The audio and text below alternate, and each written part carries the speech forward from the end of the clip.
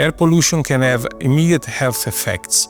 Consider, for example, if you have an allergy or you have sensitivity of the airways due to a recent infection. When you are exposed to dust in your office or in your house, this can immediately cause triggering cough, and there can also cause irritation of your nose and your eyes. Consider, for example, new furniture released in your office or house. This can release also toxic compounds which are immediately going to cause irritation of the airways.